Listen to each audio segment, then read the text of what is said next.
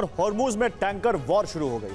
America ने Iran के 31 जहाजों को आगे बढ़ने से रोक दिया तो IRGC ने कमांडो ऑपरेशन करके इजरायल के कार्गो जहाज और तेल टैंकर पर कब्जा कर लिया। ईरान ने धमकी दी है कि अब ईरान की अनुमति के बिना हॉर्मुज से एक भी जहाज का गुजरना असंभव है।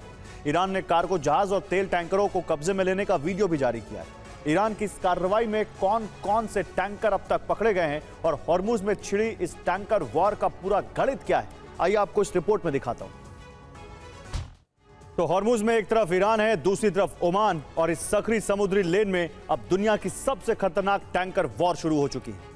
यह सिर्फ आवाजाही का रास्ता नहीं रहा, यहां अब आमने सामने हैं ईरान और अमेरिका, और इनके बीच फंसे हैं तेल टैंकर और कार्गो जहाज। ईरान ने 2 बड़े जहाज जब्त किए, इजरायल से जुड़े जहाजों को रोका गया है, और दूसरी तरफ अमेरिका दावा कर रहा है कि अब तक 31 जहाजों को इस रास्ते से वापस लौटा दिया गया।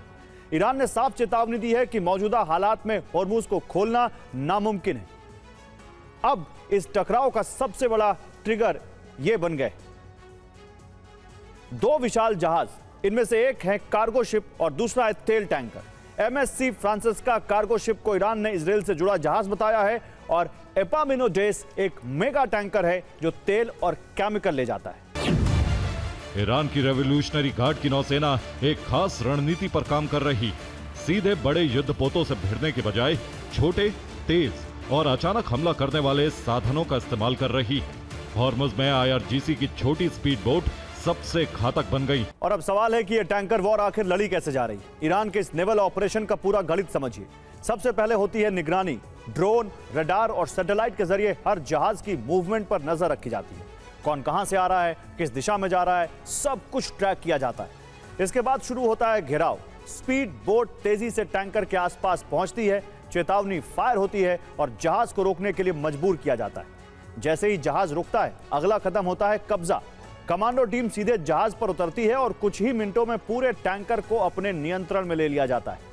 इसके बाद आता है बहाना।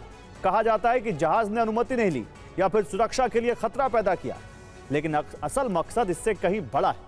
इससे ईरान रणनीतिक दबाव बना रहा है और दुनिया को दिखा रहा है कि हॉर्मुज पर किसका कब्जा है। यानी साफ है, हॉर्मुज पर नियंत्रण का मतलब है दुनिया पर दबाव, और यही इस टैंकर वॉर की असली ताकत है। अगर कोई अमेरिकी या इजरायली जहाज डूब गया तो सीज फायर होने के बावजूद इसे ईरान की जवाबी सैन्य कार्रवाई माना जाएगा और जंग एक बार फिर छिड़ जाएगी। अगर ईरान की बिछाई गई माइन से किसी और देश के बड़े जहाज को नुकसान हुआ, तब भी उसके बाद के हालात को नियंत्रित करना बेहद मुश्किल हो जाएगा। दूसरा खतरा है सप्लाई शॉक। हॉर्मुज से गुजरने वाला तेल अगर कुछ दिन और इसी तरह रुका रहता है तो पूरी दुनिया ऐसे आर्थिक दबाव में आ जाएगी जिसे तोड़ने का एक ही रास्ता बाकी बचेगा, युद्ध।